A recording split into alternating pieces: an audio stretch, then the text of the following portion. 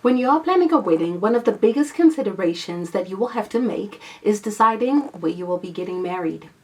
In this video, I will be walking you through everything that you need to know on how to choose a wedding venue that photographs beautifully.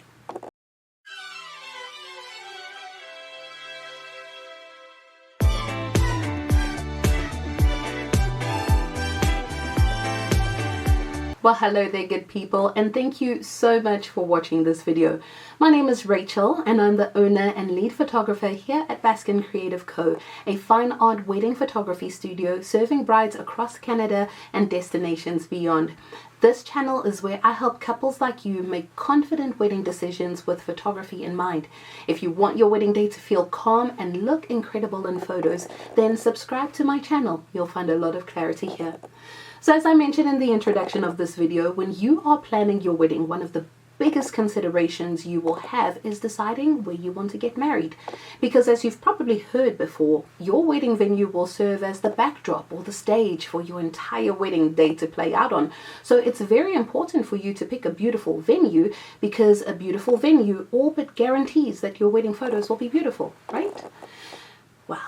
What if I told you that your venue does far more than simply set the scene for your wedding day? What if I told you that your wedding venue has the power to quietly dictate how your entire wedding day will unfold?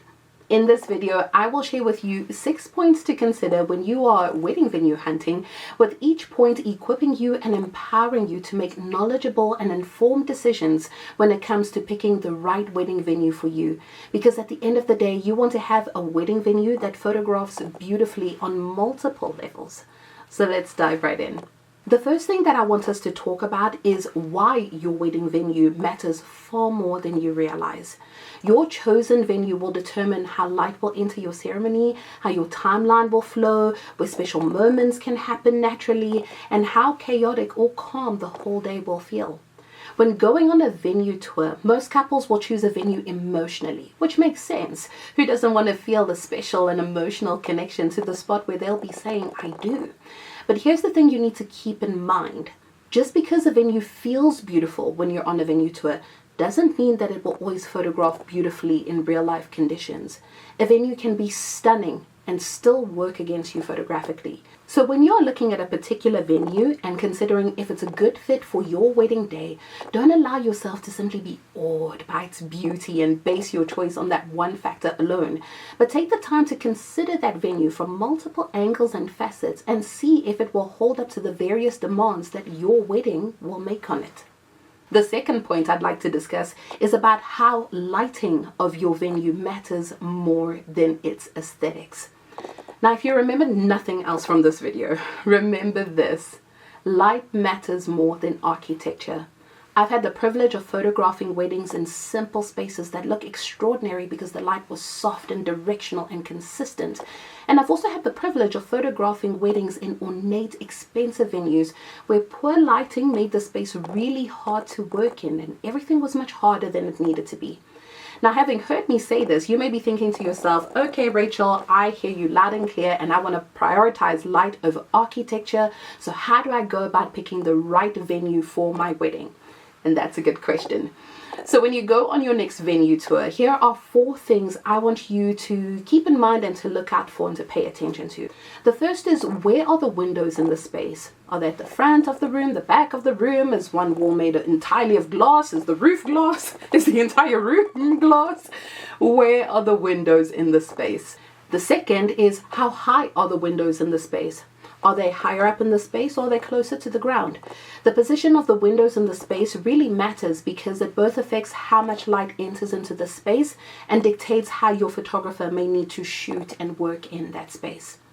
Number 3, which direction do the windows face?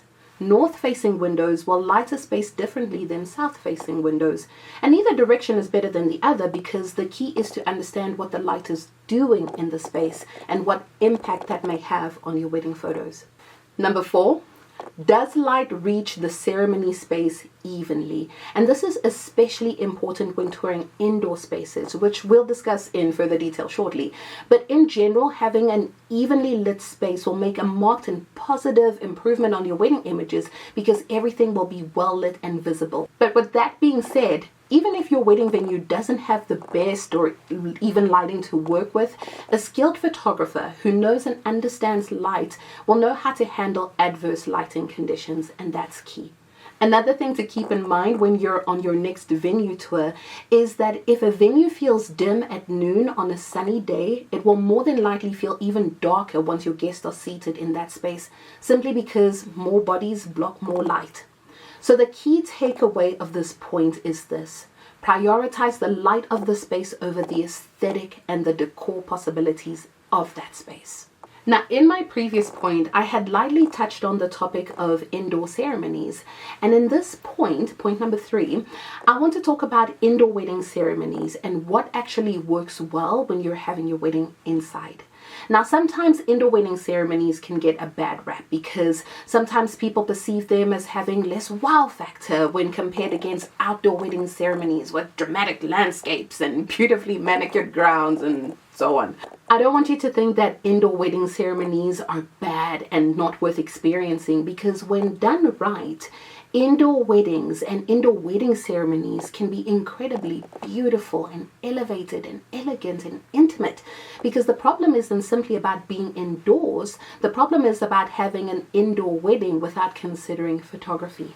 So let's take a moment to explore some ways that you can have a mindful approach to photography if you are considering having an indoor wedding ceremony. The first thing I want you to consider is this: the ceiling height. The general rule of thumb here is that low ceilings will compress the light and limit its angles, but higher ceilings allow light to travel further and create breathing room in your images. So the next time you are on a venue tour, pay attention to the ceiling height of the venue. The second thing to consider is window placement. As I mentioned in my previous point, where windows are placed in the space matters because, for example, having windows positioned behind you when you are at the altar can run the risk of creating harsh backlit images, especially in the hands of a photographer who doesn't have the requisite skill to handle that kind of situation. But setting your ceremony with the windows to the side creates lighting that is much more flattering and soft and consistent. So pay attention to where the windows are in the space. The third and last thing to consider when you are having an indoor ceremony is the layout of the ceremony itself. Having narrow aisles will photograph differently to having wide, shallow aisles. So the layout of the ceremony matters more than you realize. A good venue will have either of these elements naturally occurring within the space, or it will allow vendors to work around the constraints or shortcomings thoughtfully, so that at the end of the day, you can still experience a beautiful indoor ceremony that photographs beautifully. Okay, now I'm really excited about this next point. It's point number 4 on my list, and in my personal opinion, as a professional wedding photographer with almost a decade of experience, it's probably one of the most overlooked venue considerations, and it's all about flow. The flow of your space matters far more than the square footage of your space. Here's the thing: the flow of your wedding day is so important because it affects everything. Flow will affect what time you have to wake up in the morning to begin getting ready for the day, especially if there may be a lengthy commute involved from where you are getting ready to where the ceremony is taking place. And here's the thing: your wedding day will make for a long day if you had to rise at an ungodly hour in order to start getting ready. And by the time your wedding day starts winding down, you will likely be exhausted and no longer enjoying yourself. Flow will affect how your guests move about your wedding day. Do they have to climb upstairs to get to the ceremony, then go downstairs to the grounds for the portraits, then walk back for cocktail hour? And the level of complexity is greatly amplified if you have elderly grandparents that will be attending, or people with physical disabilities and limitations. Thinking very carefully and strategically about the flow of your wedding day and what impact it will have on your guests and how they experience your wedding day can be one of the most kind and considerate things that you can do for your guests. Flow will affect how relaxed or rushed everything feels. Do you have to rush to get on a golf cart so that you can drive to your ceremony clear across the other side of the venue? Or can you simply just come down the stairs and enter the ceremony shortly afterwards because your venue allows for that kind of breathing room to exist in your wedding day? Flow will affect how effortlessly and naturally events can transition from one to the next.